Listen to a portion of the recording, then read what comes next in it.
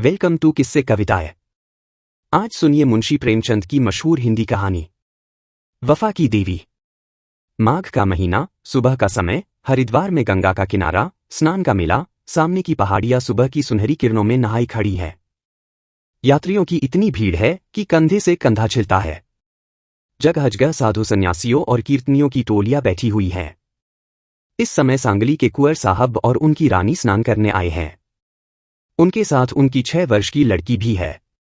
कुंवर साहब के सिर पर जयपुरी पगड़ी, नीची अचकन, अमृतसरी जूते, बड़ी मूछें, गठीला शरीर।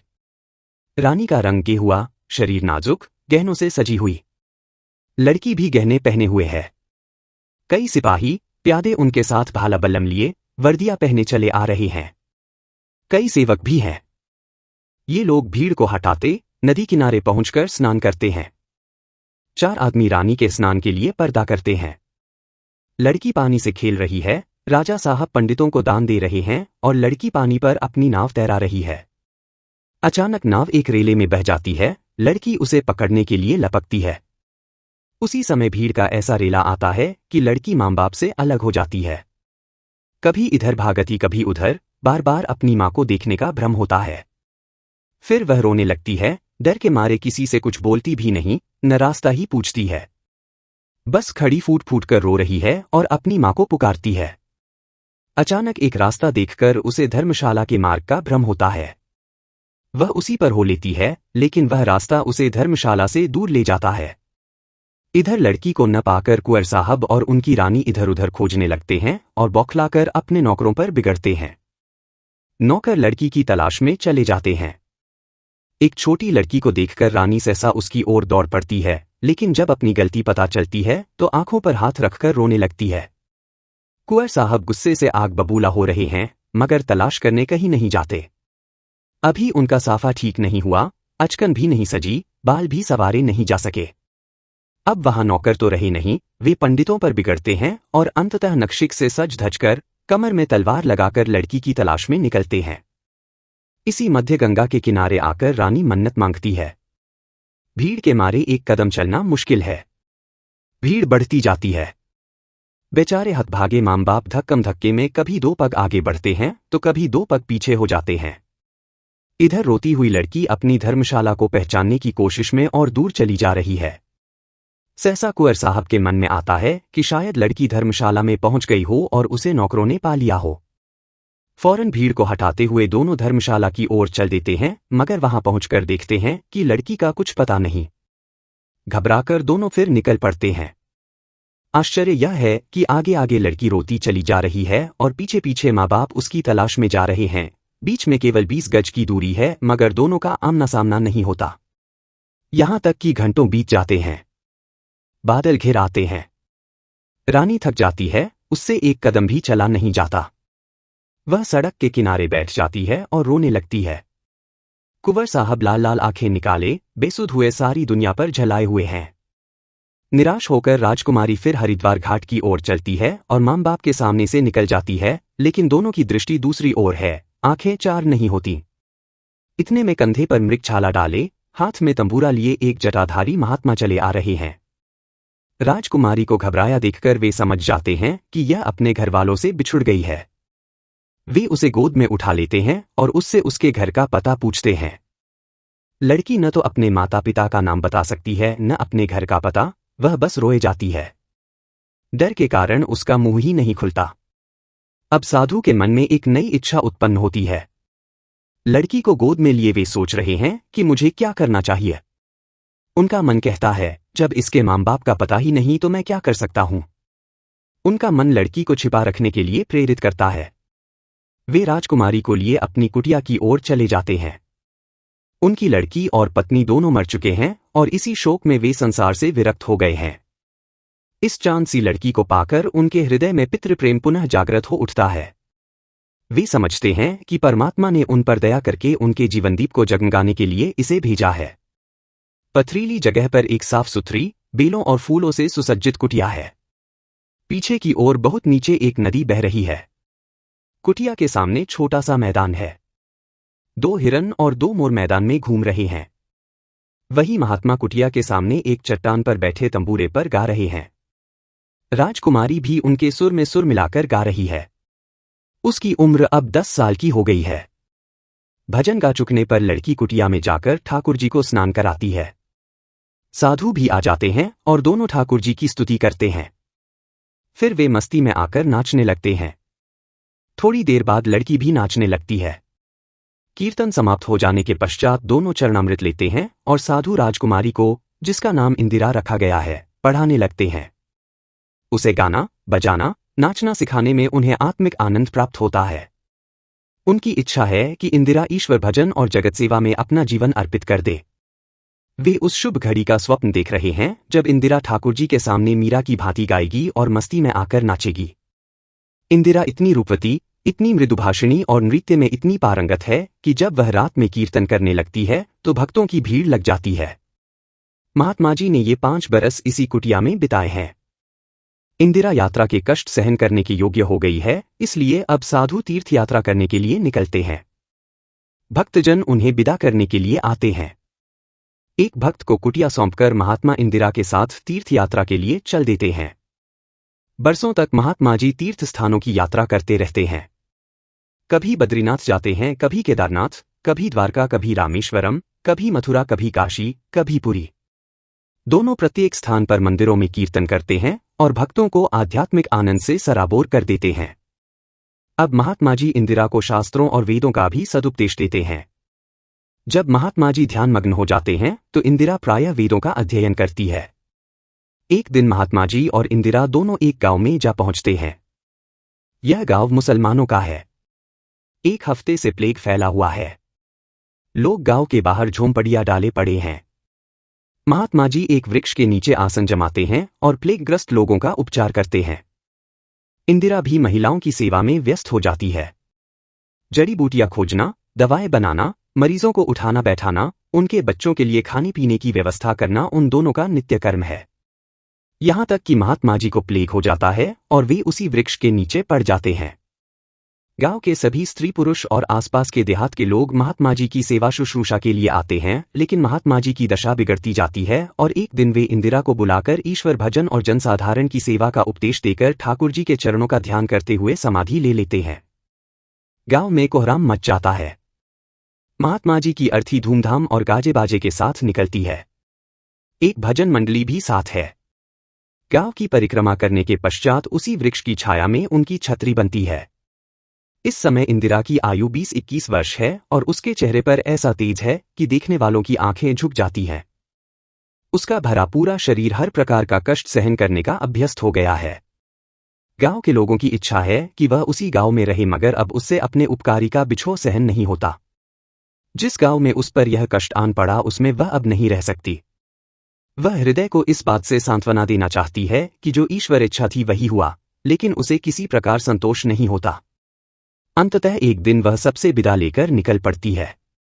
उसकी कमर में कटार छिपी है, हाथ में तंबूरा और कमंडल तथा कंधे पर मृगछाला है। वह गांव-गांव और नगर-नगर में ईश्वर के भजन सुनाती और जनता के हृदय में भक्ति के दीप जलाती घूमती है। वह जिस नगर में जा पहुंचती है वहां बात की बात में हजारों आदमी आ जाते हैं। उसकी सवारी के लिए सर्वोत्तम साधन प्रस्तुत किए जाते हैं, लेकिन वह प्रदर्शन और बनावट को तुच्छ समझती हुई किसी मंदिर के सामने वृक्ष की छाया में ठहरती है। उसकी आंखों की निश्चल अदाओं में वह आकर्षण है कि लोग उसके मुंह से एक एक शब्द सुनने के लिए व्याकुल रहते हैं। उसके दर्शन करते ही बड़े बड़े अय्याश और मंचले उसके समक्ष श्रद्धा से सिर झुका देते हैं। इंदिरा को सूफी कवियों की कविताएं बहुत पसंद हैं। वह मीरा, कबीर आदि के दोहों को अत्यंत रुचि से पढ़ती और उन्हीं के भजन गाती है। तुलसी और सूरदास के पदों से भी उसे प्रेम है। समकालीन कवियों में से जिसकी कविताएं उसे सर्वाधिक प्रिय हैं वह हरिहर नाम का एक कवि है। वह उसके गीतों को पढ़कर मतवाली हो जाती है। उसके हृदय में उसका विशेष सम्मान है। वह चाहती है कि कहीं हरिहर से भेंट हो जाती तो वह उसके चरणों को चूम लेती। जयवल रियासत का प्रमुख नगर, पथरीला क्षेत्र, साफ सुथरी सड़कें, साफ सुथरे आदमी, वैभवशाली महल, एक अत्यंत सुंदर चौक, चारों ओर प्रकाश में नहाई हुई दुकानें, बीच में एक पार्क में फव्वारा, उसी फव्वारे के सामने खड़ी इंदिरा तंबूरे पर भजन गा रही है। हजारों लोग तल्लीन खड़े हैं। जाती हुई मोटर कारें रुक जाती हैं और उन पर से उतर कर रईस लोग गाना सुनने लगते हैं। खोमचे वाले रुक जाते हैं और खोमचा लिए भजन सुनने लगते हैं। इंदिरा अपने प्रिय कवि हरिहर का एक अध्यात्म में डूबा हुआ पद गा रही है। उसकी रसीली धुन सबको मस्त कर रही है। कई बरस हुए हरिहर एक मालदार रईस था, काव्यरसिक, दार्शनिक चिंतन में डूबा हुआ और आध्यात्मिकता में रंगा हुआ। अपने शानदार महल को छोड़कर एक झोंपड़ी में बैठा अध्यात्म और दर्शन की भावनाओं को कविता और गीतों के आकर्षक रूप में अभिव्यक्त किया करता था। अध्यात्म की वास्तविकताएं उसके मनोमस्तिष्क में जाकर काव्यात्मक चमकदमक से सुसज्जित हो जाती थी। बैठे बैठे पूरी रात बीत गई है और वह अपने विचारों में मस्त है। खाने पीने, कपड़े लत्ते की चिंता नहीं। उसकी दृष्टि में जगत स्वप्न है, केवल इच्छाओं की मृग तृष्णा। उसकी दृष्टि में इसकी कोई वस्तु ऐसी नहीं कि मानव उसमें मन लगाए। वह अपनी संपत्ति की कोई परवाह नहीं करता, कामकाज पर लेशमात्र भी ध्यान नहीं देता। व्यापारी लोग बार बार उससे मिलने आते हैं, लेकिन वह अपने आनंदकानन से बाहर नहीं निकलता। हाँ, यदि कोई फटेहाल जाता है तो तत्काल आकर उसे अतिथिशाला में ले जाता है। उसका समस्त वैभव गरीबों के लिए न्यस्त है, कभी गरीबों को कंबल बांटता है, कभी अनाज। कोई भूखा भिखारी उसके द्वार से निराश नहीं लौटता। परिणाम यह होता है कि वह कर्ज में डूब जाता है। कर्ज देने वाले नालिश करते हैं, उस पर डिग्री होती है। हरिहर अपना एकांत छोड़कर कभी मुकदमे की पैरवी करने नहीं जाता। उसकी संपत्ति कुड़क हो रही थी और वह अपनी झोंपड़ी में बैठा सितार पर वह पद गा रहा था जो उसने अभी अभी लिखा था। बनावस जाव की वस्तुएं उसके महल से निकालकर नीलाम कर दी जाती हैं, उसे तनिक भी दुख नहीं। तब उसका महल नीलाम कर दिया जाता है और वह इसी प्रकार निस्पृह बना रहता है। एक बहुत बड़ा रईस आकर इस महल पर अधिकार जमा लेता है। हरिहर के पास अब भी विस्तृत इलाका है। वह चाहे तो फिर भव्य महल बनवा सकता है, मगर उसे संपत्ति से प्यार नहीं। वह हर एक गांव में घूम घूम कर अपनी आसामियों को जमींदारी के अधिकार प्रदान कर देता है, यहां तक कि उसके सभी 101 गांव स्वतंत्र हो जाते हैं। वह जिस गांव में जा पहुंचता है, लोग उसका स्वागत करने दौड़ते हैं और उसके चरणों की धूल मस्तक पर लगाते हैं।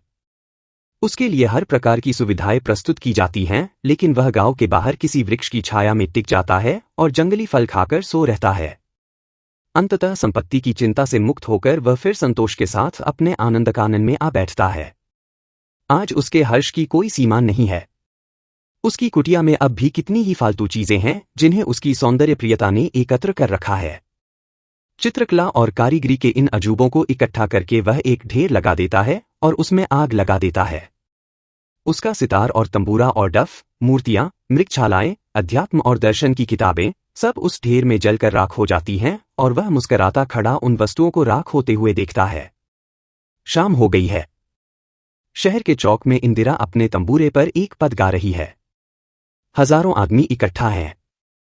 बड़े बड़े रईस और अमीर तल्लीन खड़े हैं। वह लुभावना गीत सुनकर हरिहर चौंक जाता है और कान लगाकर सुनता है और तब लपककर भीड़ में पीछे खड़ा हो जाता है। इंदिरा पद गा रही है, जिसकी एक एक तान उसके हृदय पर चोट करती है।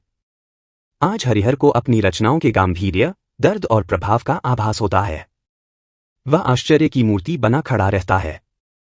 यहां तक कि गाना समाप्त हो जाता है, लोग विदा हो जाते हैं और इंदिरा भी वहां से चली जाती है, मगर अभी तक हरिहर वही विचारों में डूबा हुआ बिना हिले डुले मूरत बना खड़ा है।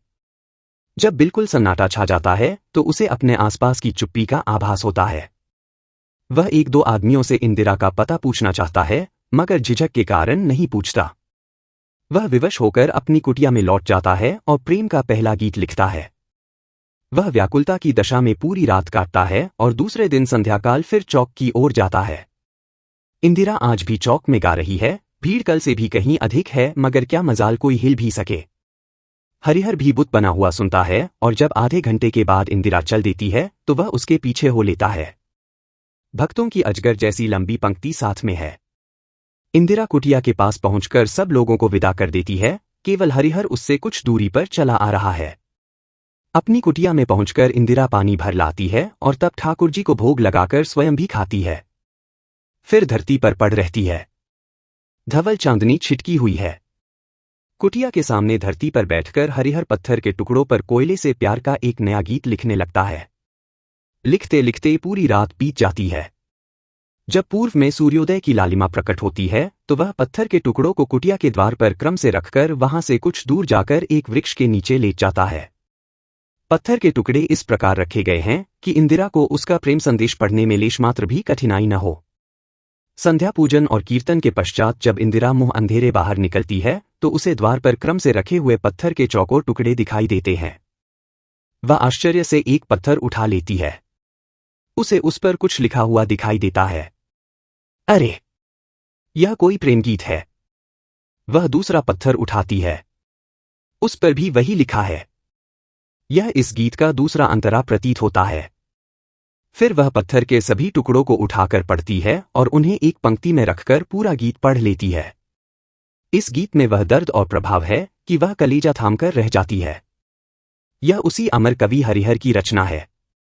इंदिरा के मन में कितनी बार इच्छा उत्पन्न हुई थी कि इस कवि के दर्शन करे, लेकिन उसे कुछ पता नहीं था कि वह कौन है, कहाँ रहता है। आज यह प्रेम संदेश पाकर वह पागलों की भांति उसकी खोज में निकल पड़ती है। उसे विश्वास है कि वह कहीं आसपास ही होगा। वह उसे चारों ओर तलाश करती है और अंततः वह उसे कुटिया के पिछवाड़े जमीन पर सोता हुआ दिखाई देता है। वह आश्चर्यपूरित आनंद से उसके चेहरे की ओर देखती है। यह देखकर कि उसे मक्खियां सता रही हैं, वह अपने आंचल से मक्खियां उड़ाने लगती है। हरिहर की नींद खुल जाती है और इंदिरा को आंचल से पंखा झलते देखकर वह इस प्यार का आनंद लेने के लिए पड़ा रहता है। फिर वह उठकर बैठता है और इंदिरा उसे प्रणाम करती है। अब हरिहर भी वहीं रहता है।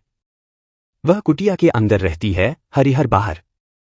दोनों साथ साथ पहाड़ियों पर घूमते हैं और जंगली फल फूल एकत्रित करते हैं। इंदिरा के गीतों से पहाड़ियां गूंजने लगती हैं। अब वह शहर के चौक में अपने गीत सुनाने नहीं जाती, केवल हरिहर ही उसका श्रोता है। मगर अब भी शहर के भक्तों की भीड़ लग जाती है और लोग उसे बहुत से उपहार देने जाते हैं, जिन्हें इंदिरा खुले हाथों से गरीबों में बांट देती है। सुबह के समय इंदिरा झील के किनारे एक चट्टान पर बैठी गा रही है और हरिहर सामने बैठा ठाकुर जी के लिए हार गूंथ रहा है। झील में मुर्गाबियां, हंस आदि तैर रहे हैं। किनारों पर हिरन, नीलगाय आदि सब मानो उस गीत से मस्त हो रहे हैं। एकाएक घोड़े पर सवार राजकुमार ज्ञान सिंह उधर से निकलता है। उसके साथ कई बंदूकची, शिकारी और दरबारी हैं। वह मर्दाने चेहरे का अत्यंत सुंदर युवक है। अभी मसें भीग रही हैं। ऊंचा कद, चौड़ा सीना, उन्नत ललाट। इंदिरा का गाना सुनते ही जैसे सन्नाटे में आ जाता है। उसका घोड़ा वहीं रुक जाता है और सारी भीड़ वहीं चुपचाप खड़ी हो जाती है। इंदिरा अध्यात्म के नशे में डूबी हुई है, उसे ज्ञान सिंह के आने की कुछ भी खबर नहीं होती।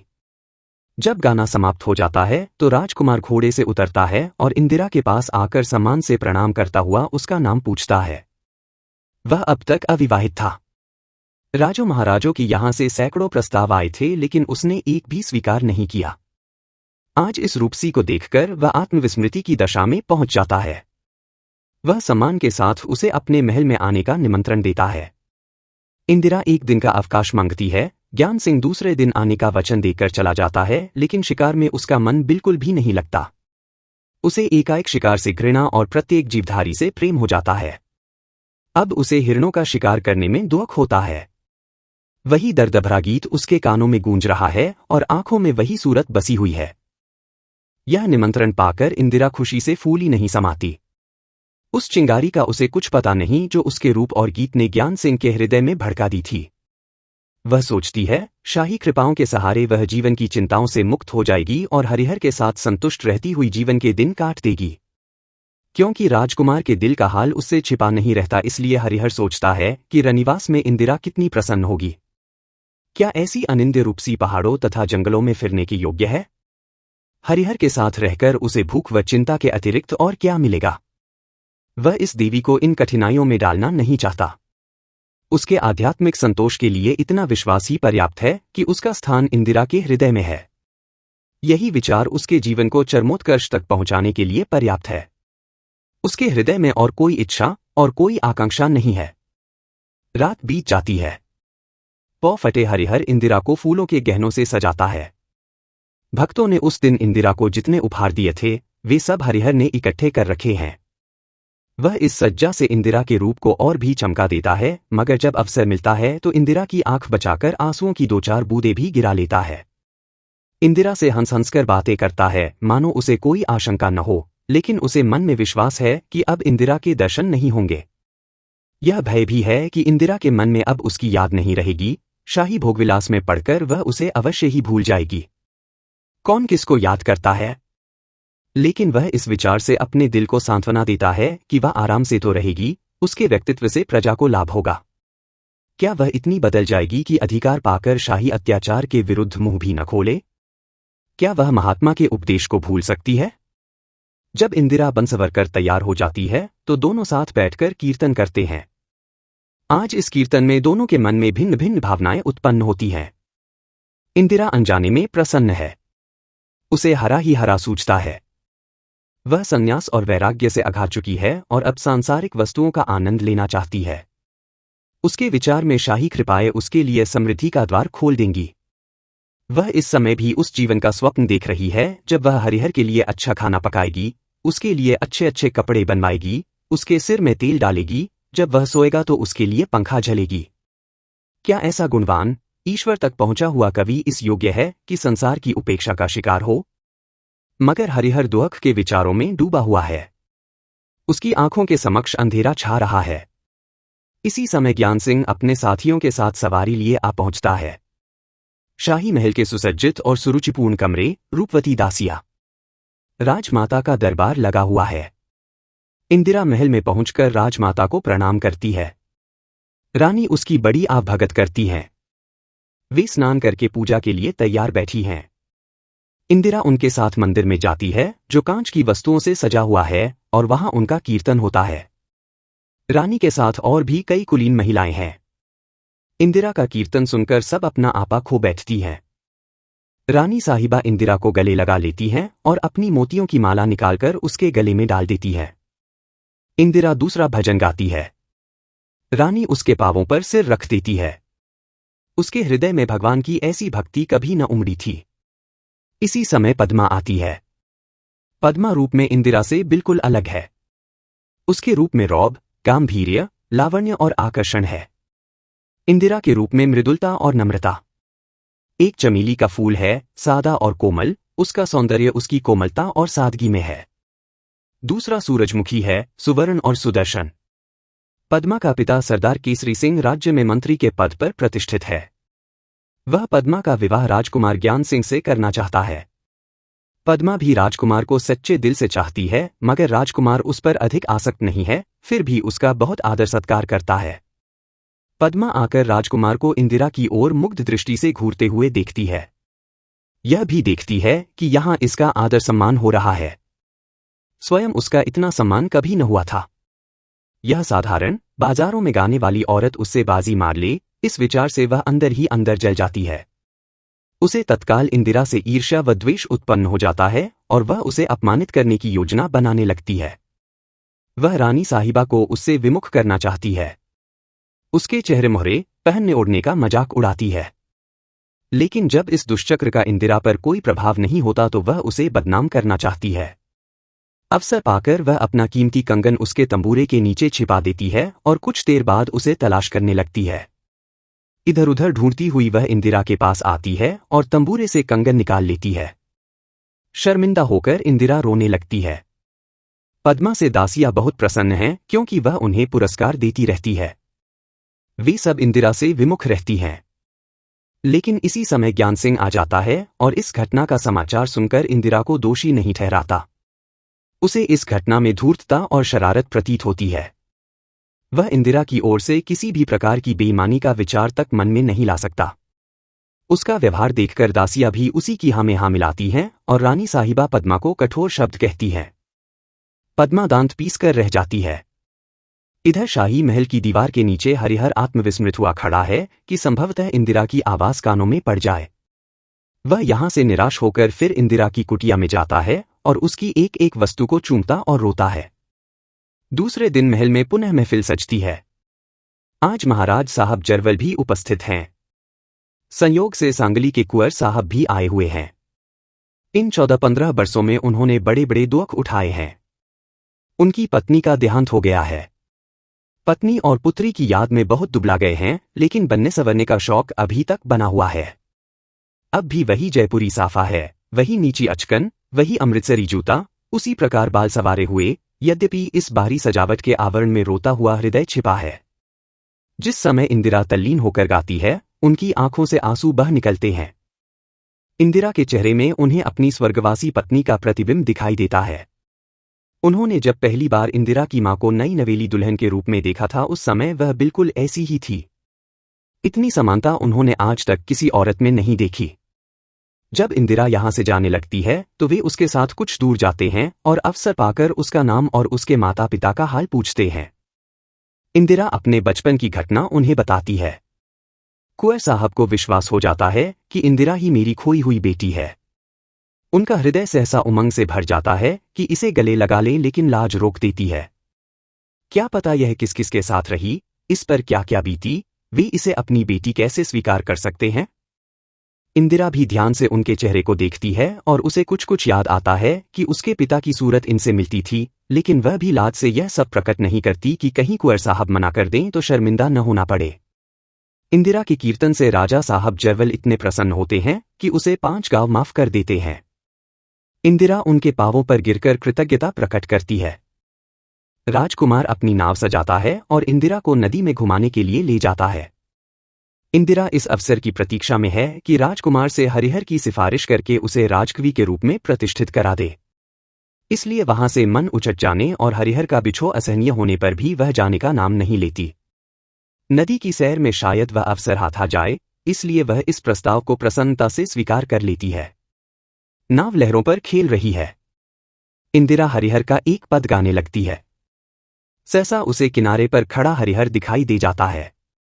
उसके चेहरे से निराशा ऐसे बरस रही है मानो यह बिछोह स्थायी हो। इस प्रेम के पद से राजकुमार का दिल बेसुध हो जाता है।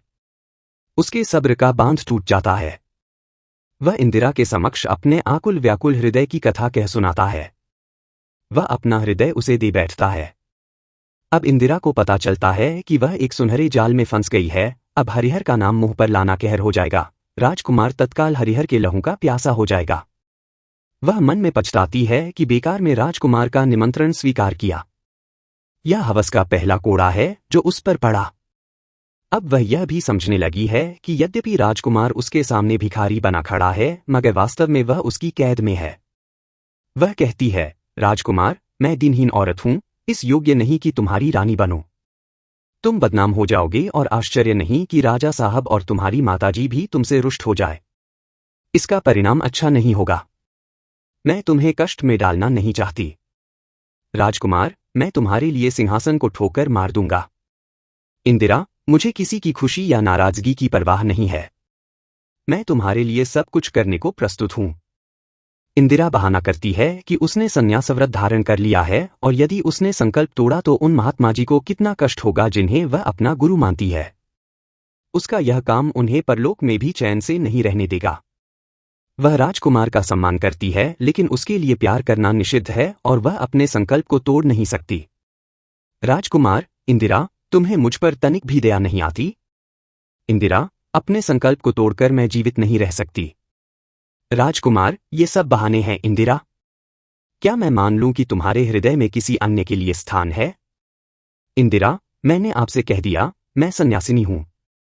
राजकुमार, यह तुम्हारा आखिरी फैसला है? इंदिरा, हाँ, आखिरी। निराशा की दशा में राजकुमार अपनी कमर से तलवार निकालकर अपने सीने में घोंपना चाहता है। इंदिरा तेजी से उसका हाथ पकड़ लेती है। राजकुमार, मुझे मर जाने दो इंदिरा। जब मैं तुम्हें पा नहीं सकता तो जिंदगी बेकार है। इंदिरा उसकी कमर में तलवार लगाती हुई बहलाने के लिए कहती है, आपको मेरे जैसी हजारों औरतें मिलेंगी। आपको एक गरीब का प्रेम मिल भी जाए तो आपको इससे संतोष नहीं होगा। राजकुमार का चेहरा प्रसन्नता से खिल जाता है और कहता है, प्यार तो संकल्प और व्रत की चिंता नहीं करता। इंदिरा, लेकिन प्यार छूमंतर से पैदा होने वाली चीज भी तो नहीं। जो प्यार एक दृष्टि से पैदा हो सकता है वह एक दृष्टि में समाप्त भी हो सकता है। तुम राजकुमार हो। मुझे क्या भरोसा कि मुझसे अधिक रूपवती और सौंदर्यवान औरत पाकर तुम मेरी ओर से आंखें नहीं फेर लोगे। फिर तो मैं कहीं की भी न रहूंगी। प्रिय मिलन के लिए ईश्वर को छोड़कर यदि भाग्यहीन रहूं तो क्या हो? राजकुमार, हाँ, तुम्हारी यह शर्त मुझे स्वीकार है। इंदिरा, मुझे अवसर दो कि मैं तुम्हारे हृदय पर अपने प्यार का चिन्ह अंकित कर सकूं। लेकिन यदि तुम मुझसे मुंह मोड़कर चली गईं तो देख लेना, उसी दिन तुम्हें मेरे मरने की खबर मिलेगी। इंदिरा देखती है कि हरिहर धीरे धीरे नदी के किनारे से बस्ती की ओर चला जा रहा है। अपनी बेपसी और निराशा का विचार करके उसकी आंखें नम हो गईं। पद्मा अपनी इच्छाओं का खून होते सरलता से नहीं देख सकती। वह इंदिरा के संबंध में खोज आरंभ करती है कि शायद कोई ऐसा सूत्र हाथ आ जाए जिसके आधार पर वह उसे राजकुमार की दृष्टि से गिरा दे। एक दिन वह उसके ठिकाने का पता पूछती पूछती उसकी कुटिया तक जा पहुंचती है। वहां उसकी भेंट हरिहर से हो जाती है। बातों बातों में वह हरिहर को इंदिरा की बेवफाई की कथा सुनाती है। उसने कई तस्वीरें बनवा ली हैं जिनमें राजकुमार के साथ इंदिरा का सैर करना, गाना बजाना, पढ़ना लिखना दिखाई देता है। वह कहती है कि वहां इंदिरा ऐसी प्रसन्न है मानो उसे सृष्टि की संपदा ही मिल गई हो और तुम उसके वियोग में घुल रहे हो। ऐसी बेवफा औरत इसी योग्य है कि उसकी पोल खोल दी जाए ताकि वह अपना काला मुंह कहीं न दिखा सके। लेकिन इन बुरी बातों का हरिहर पर कोई प्रभाव नहीं होता। अंततः उधर से निराश होकर पद्मा एक दूसरा जाल फैलाती है। वह हरिहर को अपने साथ दरबार में लाती है और राजकुमार से उसका परिचय कराती है। राजकुमार उसकी कविता सुनकर बहुत प्रसन्न होता है। यह वही कविता है जो उसने इंदिरा के मुंह से सुनी है। राजकुमार उसका बहुत सम्मान करता है।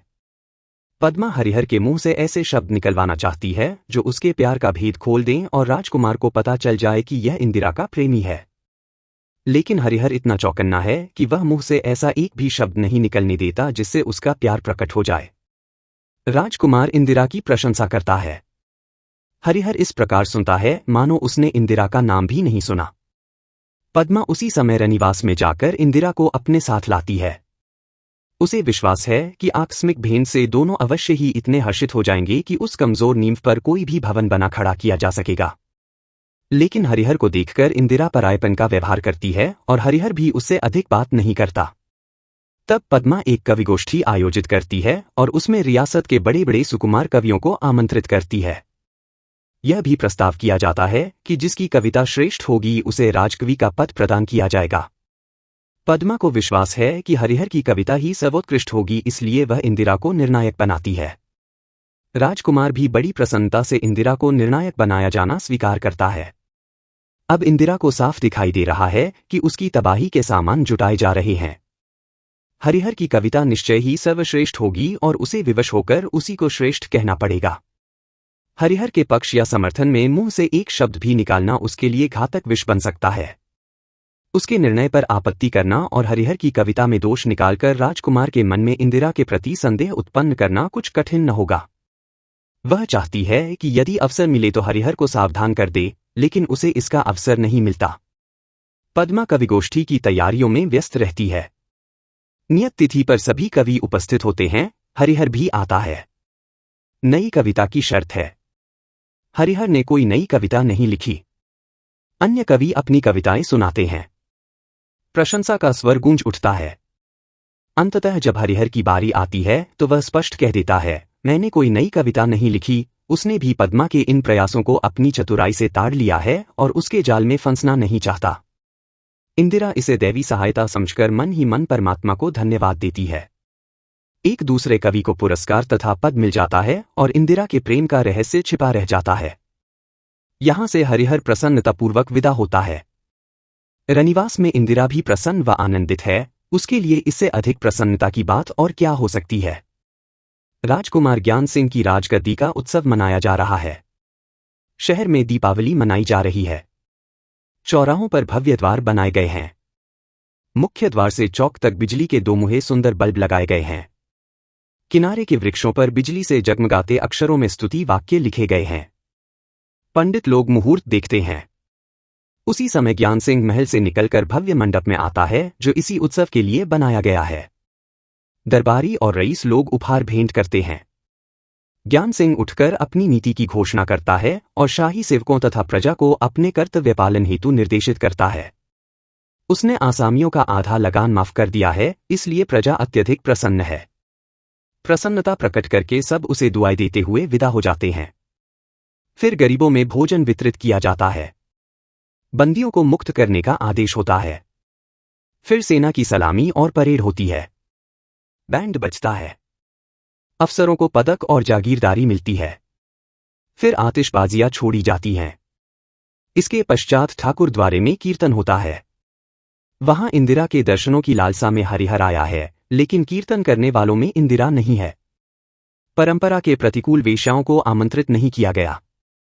इस उत्सव में ज्ञान सिंह ने अनावश्यक खर्च करना अस्वीकार कर दिया है।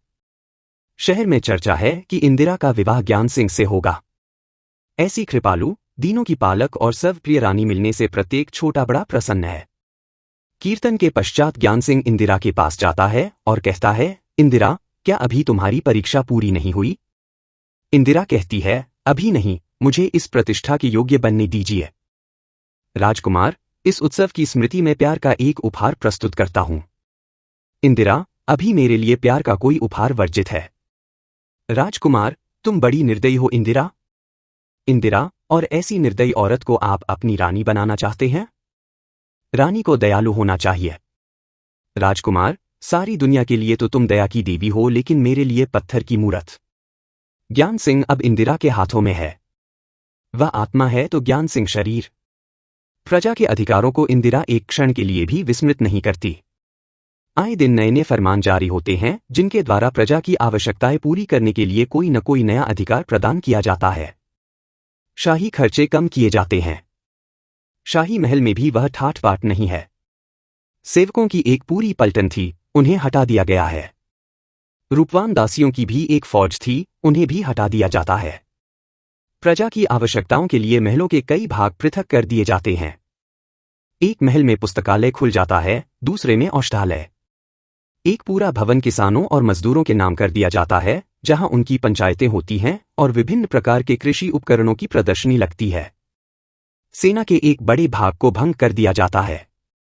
उसके स्थान पर प्रजा में से युवा चुन लिए जाते हैं और तत्काल राष्ट्रीय सेना सुसज्जित कर दी जाती है। युवाओं के लिए व्यायामशालाएं निर्मित की जाती हैं। ज्ञान सिंह वैभव के वातावरण में पला हुआ राजकुमार है। उसका आदेश प्रजा के लिए कानून हो सकता था, अब वह पग पग पर स्वयं ही प्रतिबंध आरोपित करता है। यह सब इंदिरा की प्रेरणा का प्रभाव है। इंदिरा जो राजाज्ञा लिखती है, वह उस पर आंखें मूंदकर हस्ताक्षर कर देता है। इधर अमीरों और दरबारियों में बड़ी चिंता व्याप्त हो जाती है। उनके विचार में रियासत नष्ट हुई जाती है। ज्ञान सिंह की यही दशा रही तो थोड़े ही दिनों में अमीरों का खात्मा हो जाएगा। आजादी की इस बाढ़ को रोकने के षड्यंत्र किए जाते हैं। पद्मा इस षड्यंत्र की प्राणवायु है। ये लोग कटी-छंटी सेना के सिपाहियों और बर्खास्त किए गए सरकारी सेवकों में अफवाहें फैलाते हैं। अमीरों में भी विद्रोह उत्पन्न करते हैं। ज्ञान सिंह को तलवार की नोक पर अधीन करके किसी दूसरे राजा को गद्दी पर बैठाना चाहते हैं।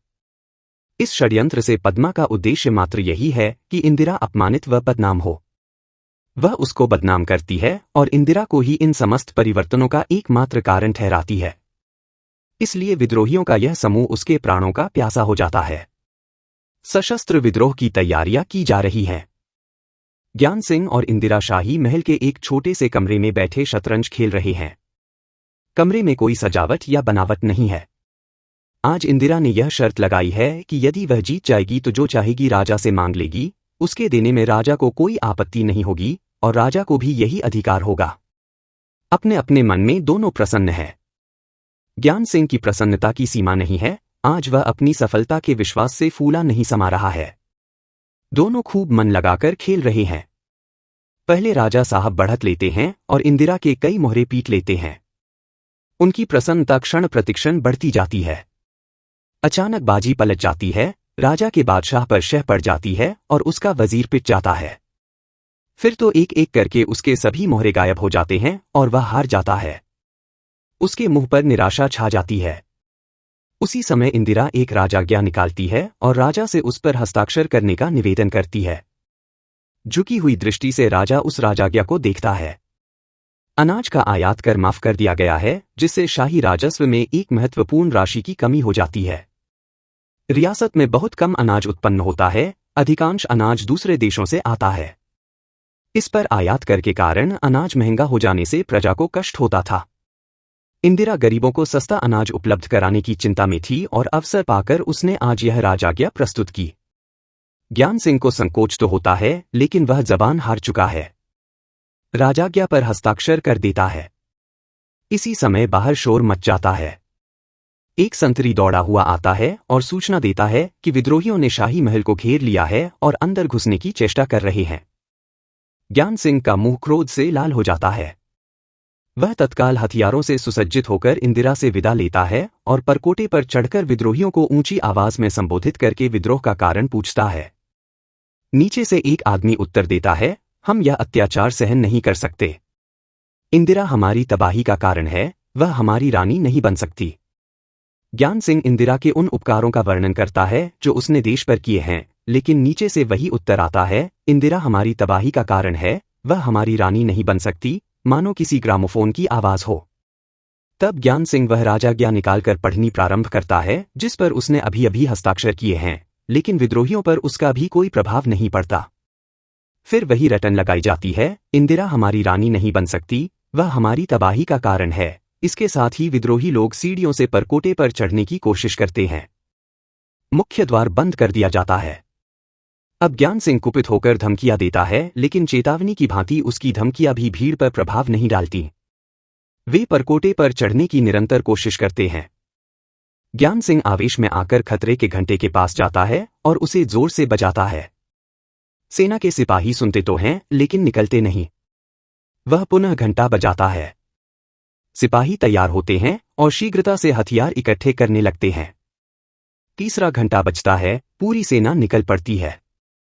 पद्मा उसी समय आकर उन्हें बहकाती है, नादानो, क्यों अपने पांवों पर स्वयं कुल्हाड़ी मारते हो? क्या अभी तक तुम्हारी आंखें नहीं खुली? तुम्हारे कितने ही भाई निकाल दिए गए और आज वे दर दर की ठोकरें खाते फिरते हैं। बहुत जल्द तुम लोगों की बारी भी आई जाती है। यदि यही दिन रात हैं तो 2-4 महीनों में सबके सब निकाल दिए जाओगे। ये विद्रोही कौन हैं? ये तुम्हारे ही भाई हैं जिन्हें ज्ञान सिंह की नई बिनबियाही रानी इंदिरा ने निकाल दिया है। एक बाजारू वेश्या तुम पर इस तरह राज कर रही है, क्या तुम लोग इसे सहन कर सकते हो? इस समय इंदिरा के पास आकर पद्मा उसे मित्रवत सलाह देती है, भाग जाओ इंदिरा, अन्यथा तुम्हारी जान खतरे में है। इंदिरा इस अवसर को अच्छा समझती है और पद्मा के प्रति कृतज्ञता ज्ञापित करती है। पद्मा उसे एक गुप्त द्वार से ले जाती है जो शहर के बाहर एक मंदिर में खुलता है। वह सुरंग ऐसे ही कठिन अवसर के लिए बनाई गई है। पद्मा ने पहले ही हरिहर को बुला लिया है। उसके साथ 2 घोड़े हैं। चारों ओर अंधेरा है। हरिहर एक घोड़े पर इंदिरा को सवार करा देता है और दूसरे पर स्वयं बैठता है और दोनों शहर की अंधेरी सड़कों पर होते हुए निकल जाते हैं। इसी समय पद्मा परकोटे पर चढ़कर ज्ञान सिंह के बराबर में खड़ी होकर कहती है, बहादुरो, मैं तुम्हें शुभ सूचना देती हूं कि अब इंदिरा इस महल में नहीं है। तुम में से कोई एक विश्वसनीय आदमी शाही किले में आकर तसल्ली कर सकता है। वह जिस गुमनामी से आई थी, फिर उसी में चली गई है। अब तुम लोग वापस लौट जाओ।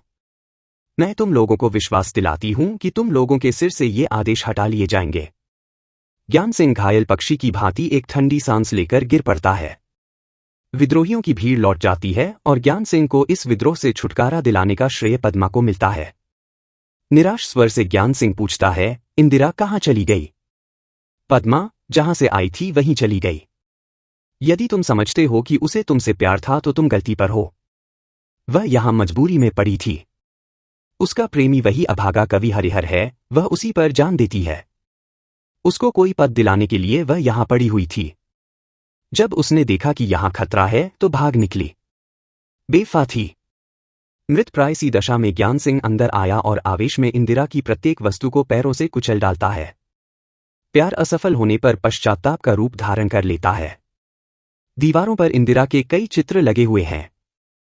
ज्ञान सिंह उन चित्रों को उतारकर टुकड़े टुकड़े कर डालता है। इस समय धैर्य और क्षमा की देवी बनी हुई पद्मा बाहर से तो उसके क्रोध को शांत कर रही है, लेकिन चोट करने वाली ऐसी ऐसी बातें कहती है कि ज्ञान सिंह की ईर्ष्या की आग और भी भड़क उठती है। वह तंबूरे के सैकड़ों टुकड़े कर डालता है। अचानक उसे एक बात याद आ जाती है। वह तत्काल बाहर आता है और कई विश्वस्त सिपाहियों को इंदिरा का पीछा करने के लिए भेज देता है और आदेश देता है कि शहर की नाकाबंदी कर दी जाए। फिर अंदर जाकर इंदिरा की पूजा की वस्तुएं और ठाकुर जी का सिंहासन सब उठा उठाकर फेंक देता है।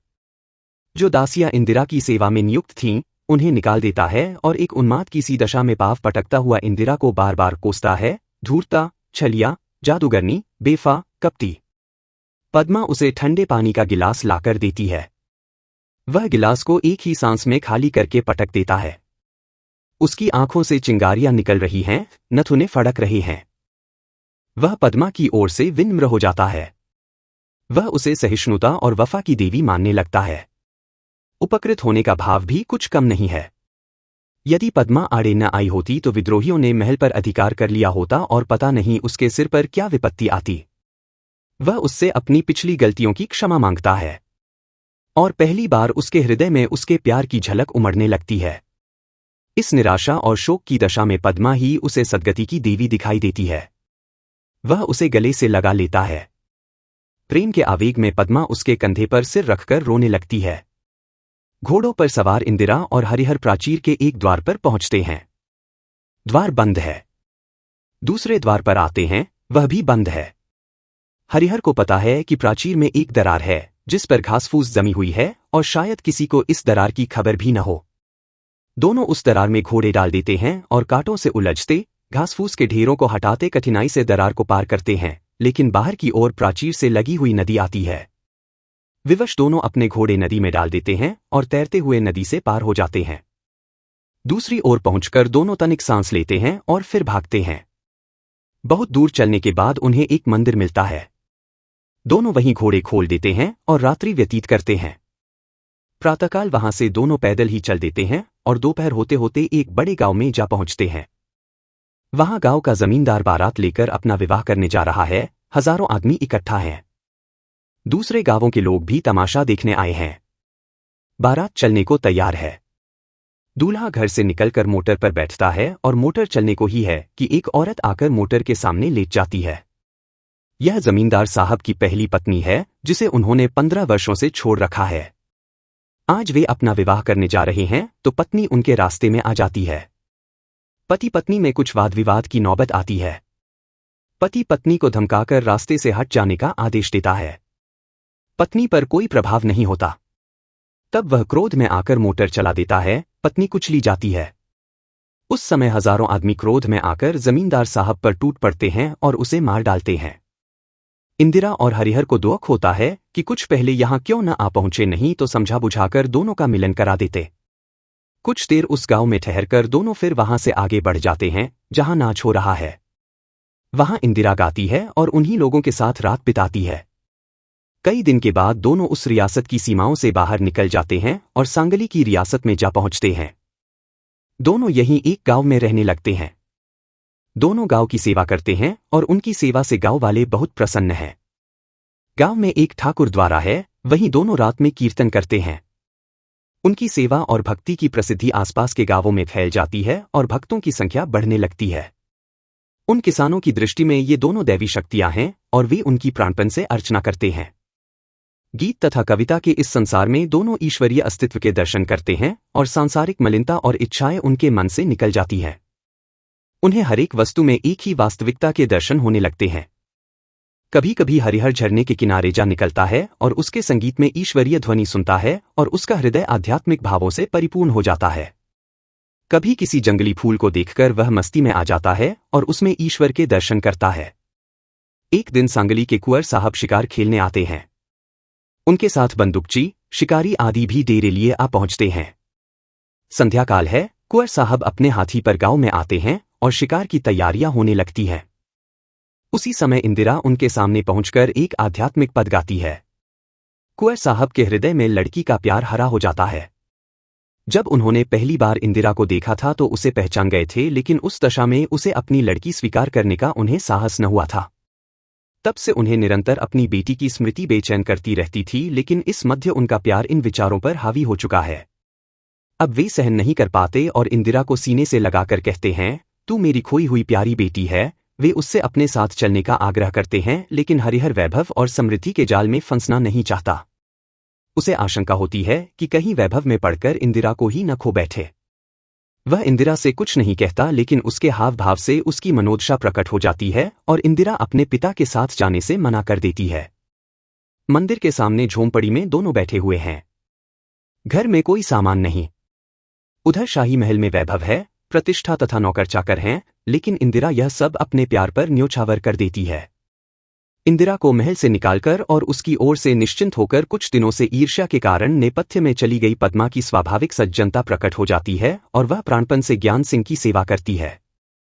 इस आशा तथा शोक की दशा में यदि वह कुछ खाता है तो उसी के आग्रह से, घूमने जाता है तो उसी के कहने से, रियासत का कामकाज दिखता है तो उसी के संकेत से। वह कभी गीत गाकर, कभी कहानी सुनाकर उसका मनोरंजन करती है। लेकिन प्रायः रातों में राजा की नींद उचट जाती है और वह इंदिरा को याद करके बेचैन हो जाता है। तब उसके सीने में ईर्ष्या की आग भड़क उठती है। इंदिरा किसी पराये की होकर रहे, यह विचार उसके लिए असहनीय है। वह तपस्विनी बनकर रहती तो संभवतः उसके चरणों की धूल मस्तक पर धरता, लेकिन वह पराये के पार्श्व में है, यह सोचकर उसके तन बदन में आग लग जाती है। ज्ञान सिंह के भेदिये और जासूस चारों ओर फैले हुए हैं। एक दिन उसे सूचना मिलती है कि इंदिरा सांगली के एक गांव में है। ज्ञान सिंह उसी समय कुछ परखे हुए सिपाहियों और जान छिड़कने वाले मित्रों को साथ लेकर इंदिरा और हरिहर की खोज में चल पड़ता है। पद्मा उसे रोकती है, मिन्नतें करती है, लेकिन वह तनिक भी परवाह नहीं करता। अंततः विवश होकर वह भी उसके साथ चल पड़ती है। सभी घोड़ों पर सवार हैं और डबल चाल चल रहे हैं। कठिन पहाड़ी रास्ता है।